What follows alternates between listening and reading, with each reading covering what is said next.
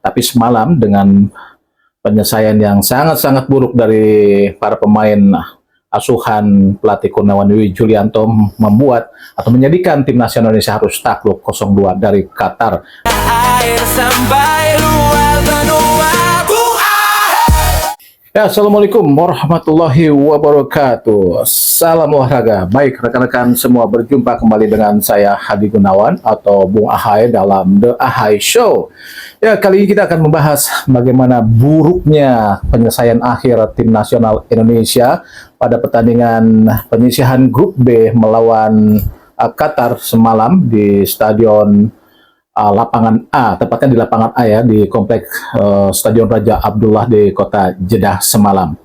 Ya, pertandingan penyisihan grup B ini merupakan pertandingan kedua Indonesia setelah di pertandingan pertama mampu menaklukkan China dengan skor 1-0. Tapi semalam dengan penyelesaian yang sangat-sangat buruk dari para pemain asuhan pelatih Kurniawan Julianto membuat atau menjadikan tim nasional Indonesia harus takluk 0-2 dari Qatar lewat gol yang diciptakan oleh Samuel Tokode dan juga Diadin Larbi. Padahal secara keseluruhan penampilan Indonesia jauh-jauh lebih baik dibanding pada pertandingan pertama melawan China di mana kita menang 1-0. Di babak pertama, jujur saja atau secara fair kita harus menilai bahwa ada peningkatan yang cukup signifikan yang diperlihatkan para pemain asuhan dari pelatih Kurniawan ini. Bagaimana mereka mampu melakukan tembakan-tembakan yang cukup berbahaya.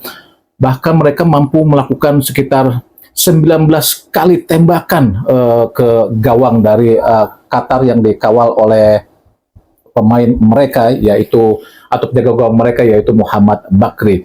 Dan ini benar-benar luar biasa ya, karena tidak disangka-sangka perubahan benar-benar nyata dilakukan para pemain dan juga pelatih Kurniawan Julianto. Kita melakukan 19 kali tembakan dan Qatar hanya 4 kali, walaupun mereka menang 2-0, tapi secara peluang kita justru lebih banyak. Kita melakukan 19 kali tembakan, bahkan ada 5 tembakan yang shot on target. 8 tembakan dilakukan di dalam kotak penalti, sedangkan 11 kali tembakan dilakukan atau maksudnya 8 kali dilakukan dari luar kotak penalti, tembakan-tembakan para pemain Indonesia, dan 11 kali dilakukan dari dalam kotak penalti. 11 kali, luar biasa. Sungguh luar biasa bagaimana Indonesia mampu melakukan penetrasi yang sangat-sangat baik dengan melakukan 11 kali tembakan dari dalam kotak penalti. Memang ada juga 4 kali tembakan yang berhasil diblok oleh penjaga gawang Qatar, Muhammad Bakri, yang tampil gemilang.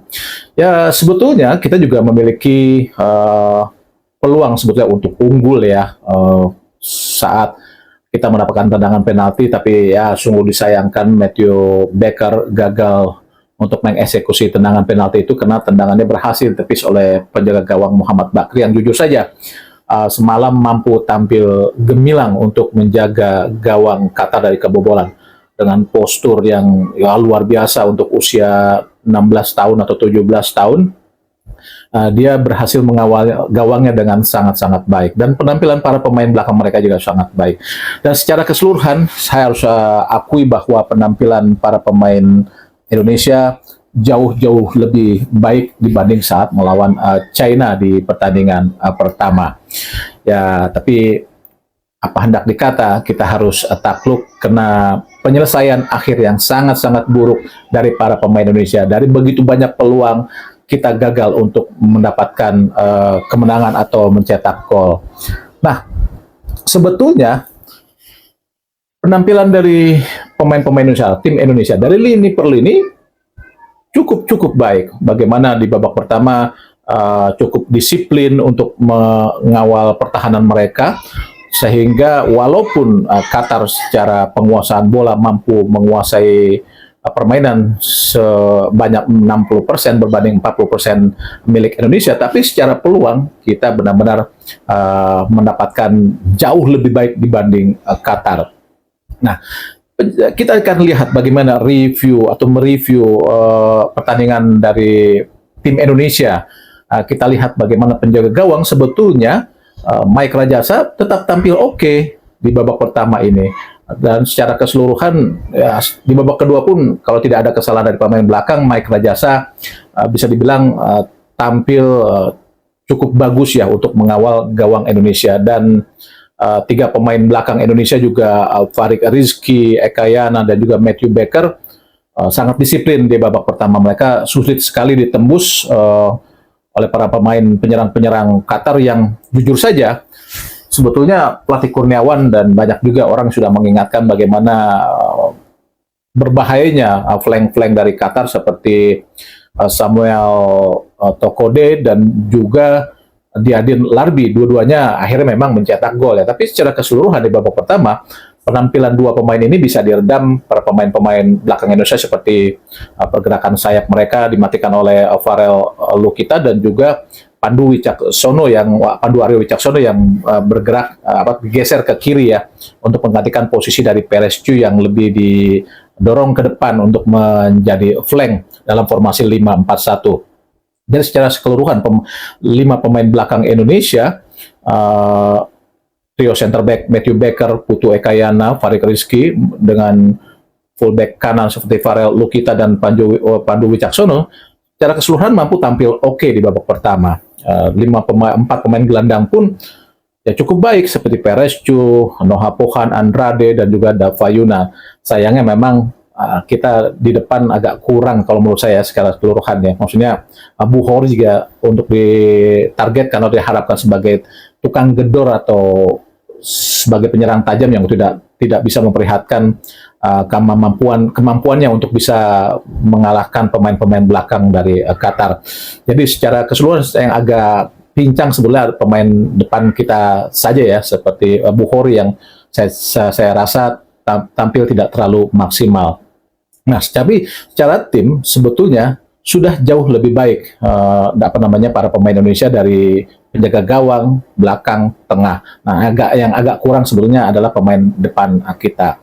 Nah, di babak kedua, ini agak menurun sebetulnya penampilan pemain kita atau tim kita secara keseluruhan ya. Intensitas serangan juga agak menurun, penetrasi juga agak menurun, sehingga dan pemain belakang juga cukup lengah ya. Bagaimana gol pertama yang diciptakan oleh Samuel Tokode, sebetulnya kalau kita lihat Tokode itu berada dalam kepungan para pemain Indonesia, tapi cukup tenang untuk bisa menceploskan bola dan penjaga gawang Mike Rajasa mati langkah di situ dan akhirnya kebobolan. Jadi menurut saya gol ini bisa dibilang karena kelengahan yang terjadi dari para pemain belakang Indonesia yang tidak siap atau mungkin terlalu tidak mengkhawatirkan pergerakan dari atau manuver yang dilakukan oleh Samuel Tokode.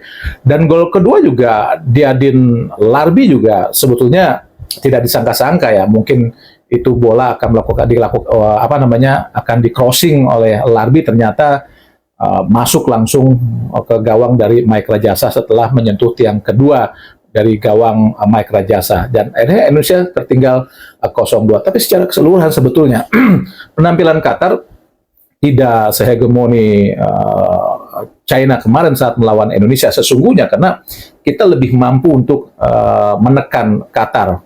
Walaupun kembali lagi saya utarakan bahwa kita secara general atau secara umum kalah dalam penguasaan bola 60 berbanding 40%, 60% milik Qatar. Tapi kita benar-benar sebetulnya tidak kalah jika kita tidak lengah dalam mengawal pertahanan kita.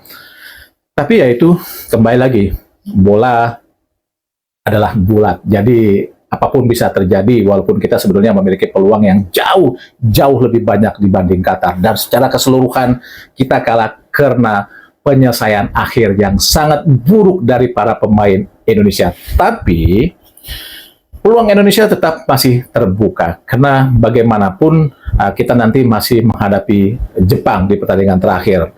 Jika kita masih memiliki stamina yang bagus, kekompakan yang bagus, dan tekad yang bagus, saya rasa poin 1 bisa juga lah diraih para pemain Indonesia jika tidak menyerah dan memiliki tekad yang cukup kuat. Tapi itu lagi, stamina harus tetap kuat ya untuk menghadapi para pemain Jepang yang memiliki kemampuan jauh lebih baik dibanding para pemain Indonesia. Memang cara matematika Jepang mengalahkan Qatar dengan 3-1 dan Qatar mengalahkan Indonesia, terlihat bahwa kita pasti jauh di bawah dari Jepang. Tapi apapun bisa terjadi, seperti saat kita melawan Qatar yang memiliki peluang jauh lebih banyak, tapi kita ternyata kalah. Jadi menurut saya peluang masih tetap ada untuk lolos ke babak perempat final, karena jika lolos ke babak perempat final tentu akan bisa masuk ke Piala Dunia. Ya, itulah review saya mengenai pertandingan Indonesia melawan Qatar semalam yang akhirnya kita harus kalah 2-0 dari Qatar akibat penyelesaian akhir kita yang sangat buruk. Demikian review saya dari Hadi Gunawan atau Bung Ahai, dan saya akhiri dengan ucapan terima kasih. Wassalamualaikum warahmatullahi wabarakatuh dan salam olahraga.